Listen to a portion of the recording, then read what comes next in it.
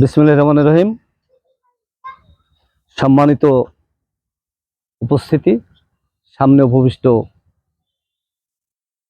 অত্র প্রতিষ্ঠান এরাইল সরকারি প্রাথমিক বিদ্যালয়ের কমলমতি ছোট্ট শিক্ষার্থী ছেলেমেয়েরা, ভাই বোনেরা বলতে পারো, নিজেদের সন্তানকে বলতে পারি, সবাইকে ধন্যবাদ দিয়ে বড়দের সালাম দিয়ে সংক্ষিপ্ত দু একটা কথা বলতে চাচ্ছি।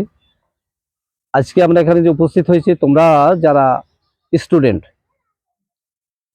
ক্লাস 5 থেকে আর কোন ক্লাস পর্যন্ত আছো? 3, 4, 5।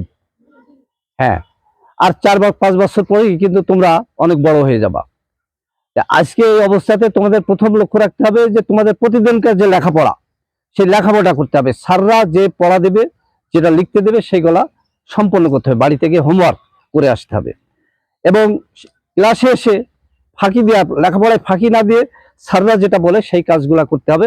তাহলে আগামী দিনে তোমাদের যে যে পরিকল্পনা আছে, যে বড় হয়ে কে কি করবা, সেই জায়গায় পৌঁছাতে পারবা। বাড়ি থেকে কি হবে, বাবা মার পরামর্শ নিতে, বাবার আদেশ নির্দেশ মানতে হবে। আজকালকার জেনারেশন, অপ্রিয় হলেও সত্য, ছোট আমাদের সন্তানদের দেখছি, প্রত্যেক জায়গায় সন্তানদের সাথে শুনছি, তারা নিজেদের বাবা মা অবাধ্য হয়। বাবা মাকে যা বলে সেটা তারা বুঝতেছে না অথবা বুঝে না। কিন্তু বুঝতে হবে যে বাবা মা একজন সন্তানের কোনো ক্রমেই খারাপ চায় না, ভালো চায়। কাজেই তাদের কথাগুলো খুব সুন্দরভাবে শুনতে হবে। আরেকটা সমস্যা আছে, তোমরা আজকাল খাওয়া দাওয়ার বিষয়ে খুব অনাগ্রহ। দেখা যাচ্ছে যে বাড়িতে যে খাবার হয়েছে সে খাবার খাচ্ছ না, বাজারে কি খাবার খেয়ে পেটে ডিস্টার্ব করছে, শরীর খারাপ করছে, লেখাপড়া হচ্ছে না, মনোযোগী হচ্ছে না। এই বিষয়গুলো দেখতে করতে হবে, যেগুলো সুষম খাবার, সেই খাবার বাবা মা যেগুলো বলে সেই খাবারগুলো নিয়মিত খেতে হবে, শরীর সুস্থ রাখতে হবে এবং লেখাপড়া করতে হবে। ক্লাসে এসে আগে কিন্তু এই মুরব্বী যারা আছে সবাই বলবে যে আগে শিক্ষকরা বড় বড় কঞ্চি ব্যাট হাতে করে, মানে ছড়ি হাতে করে ক্লাসে আসতো এবং পড়া না হলে বা কোনো বেয়াদবি করলে তাদের সেই ছড়ি দিয়ে পিটুনি দিত। কিন্তু বর্তমান শিক্ষা ব্যবস্থায় ছড়ি নিষেধ হয়ে গেছে। ছড়ি নিয়ে কোনো টিচার শিক্ষকের ক্লাসরুমে আসতে পারবে না।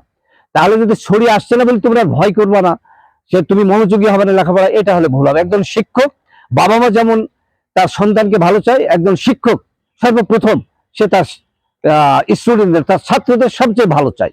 সেই জায়গায় দাঁড়িয়ে তাদের আদেশ নিষেধগুলো মেনে চলবা।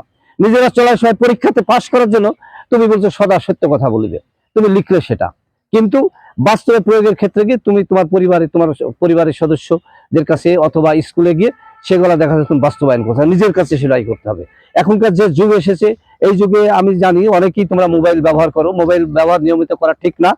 তারপরে মোবাইল যদি প্রয়োজনীয় কোনো হয় সেটা করবা, পাশাপাশি যে জ্ঞানের যেগুলো তোমরা আহরণ করতে পারবা সেই বিষয়গুলো নিয়ে কাজ করবা। তাহলে দেখবা আগামী দিনে যে ইচ্ছা, সেই ইচ্ছা তোমাদের পূরণ হওয়া সম্ভব।